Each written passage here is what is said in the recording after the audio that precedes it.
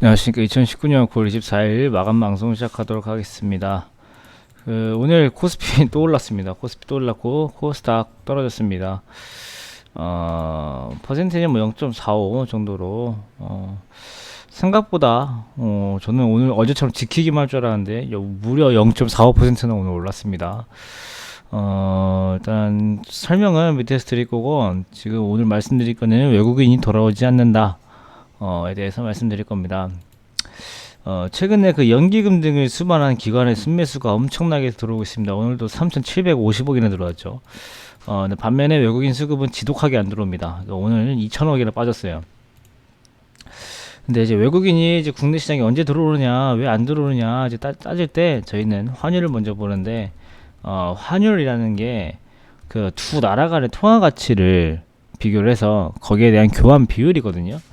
근데 통화 가치는 또 그 통화 가치는 그 나라에 얼마나 투자 가치가 있느냐, 이거의 한 척도가 되는 거예요. 그러니까 우리나라 기준으로 환율이 오른다라는 뜻이면은 원화보다는 달러의 가치가 높아지고, 그러니까 환율이 내려가면은 원화보다는 달러의 가치가 높아지는 현상을 뜻하는데, 8월 초에 이제 위안화가 이제 급등을 했죠. 그 위안화가 달러와 대비해서 환율이 급등하면서 우리나라도 환율이 급등을 했고 1,200원을 갭으로 뛰어넘었죠. 근데 중국도 그때 7달러를 갭으로 뛰어넘고 7.2 수준까지 갔다가 7.1 수준까지 왔고, 우리나라는 1,200원 아래까지 이렇게 내려왔지만은 우리나라가 원래 원달러 환율 기준 밴드 폭이 1,150원 부근이었기 때문에 그 밑에까지 내려오지 못하는 게 지속적인 외국인 수급이 들어오지 못하는 이유가 좀 되지 않나 싶습니다.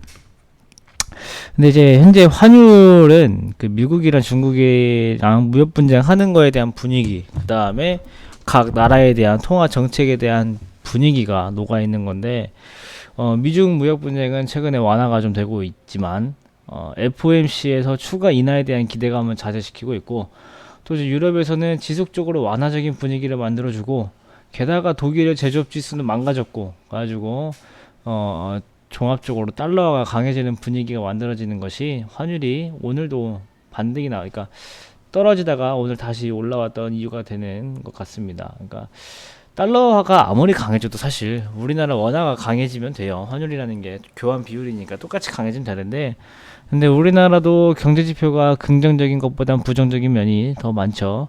그리고 세계 3대 신용평가사에서도 한일 무역 분쟁이랑 미중 무역 분쟁에 대한 우려로 우리나라 경제 성장 전망치를 낮추고, 또 이제 이런 것들이 우리나라 원화 가치에 좀 안 좋은 영향을 미치고 있고, 한마디로 종합적으로 우리나라는 계속 안 좋은 이유만 나오고 있고, 달러화는 올라갈 이유만 나오고, 계속 미국이 점점 좋아진다는 뜻은 아닙니다. 그러니까 달러라는 게 기초 통화이기 때문에 전 세계적으로 뭔가 안 좋을 때 올라갑니다. 달러화라는 게. 근데 이제 또 이상하게 증시는 올라가고 있죠. 정말 지금 아이러니한 상황이 나오고 있고, 또 이제 우리 증시에 기관이 연속적으로 들어와서 우리 증시를 하락하는 거에 대해서는 방어 정도만 지금 하고 있는 거예요. 근데 여기서 이제 외국인까지 유입이 되고 해서 좀 양매수가 되면서 추가 상승이 막 돼야 되는데 외국인이 안 들어오니까 추가 상승이 어렵지. 근데 또 거꾸로 외국인이 만약에 들어온다고 쳐도, 만약에 기관이 지금 많이 들어왔잖아요. 밑에서부터 지금 2조 넘게 3조 가까이 들어왔는데, 지금 이제 외국인이 들어와서 증시가 바짝하고 오르면은 기관이 야 이제부터 상승이다, 기관이 개미처럼 야 이제부터 상방이다 가자 이러고 있겠습니까? 그냥 걔네들은 지네 돈 말고 다른 사람 돈으로 증시가 올랐으면은 차익 실현을 하게 돼 있습니다. 걔네들은 개미가 아니에요. 그냥 나왔다 가자 이게 아닙니다. 그러니까 외국인이 들어와서 우리 증시가 올라오면은 아마 기관들은 그때부터 밑에서 샀던 물량들을 다시 팔기 시작할 거고, 그러니까 이게 지금 균형이 지금 안 맞기 때문에 이 균형을 맞추려면은 뭐가 필요하냐? 조정이 필요합니다. 그러니까 상승 조정이라는 게 이런 게 있는 거예요. 수급적 불일치를 맞춰주려고 조정이 나오는 거예요. 가지고 우리 증시가 지금 많이 피곤한 상태니까 아마 어디까지 갈지 정확하게 예측은 힘들지만은, 외국인이 본격적으로 들어오기, 본격적이라기보다는 외국인이 조금 들어오는 것 같은데 라는 느낌이 드는 순간 조정이 1, 2회 정도 나올 수 있다라는 거 염두에 두시는 게 좋을 것 같습니다. 시황은 오늘 이 내용 하나만으로 너무 길어서 이 내용 하나만 좀 말씀드리도록 하고, 오늘 테마로 자율주행 차량 디스플레이가 있었는데, 현대차랑 우리나라 제일 큰 기업 두 개죠. 삼성전자랑 현대차 이슈입니다. 현대차가 자율주행차 투자 합작법인 세웠죠.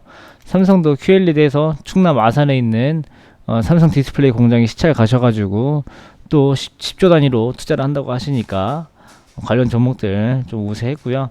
아마 제이스텍 이거 하나는 저도 좀 염두에 두고 볼 생각입니다. 제이스텍 얘네가 사람들이 잘 모르는 회사지만은 OLED 관련, 그러니까 OLED 관련으로 조금 기술력이 있는 회사이기 때문에 여기 좀 관심 있게 좀 볼 거고, 아마 삼성전자가 13조로 투자한다고 했지 그 돈을 우리나라 디스플레이 산업에 나눠서 주진 않을 거예요. 분명히 두세 개만 골라서 찝을 거기 때문에 아마 거기서 조금 관련 종목으로 제이스텍을 제가 좀 염두에 두고 보고 있고, 또 이제 우리나라 이슈 상으로는 더 이상 뭐 우리나라 뭐 내일 삼성 마이로질 수 있긴 한데, 바이오 관련 종목들은 향후 어떻게 진행될지 조금 더 지켜봐야 될 것 같습니다. 오늘 방송 여기까지 하고 저희 내일 다시 뵙도록 하겠습니다. 고생하셨습니다.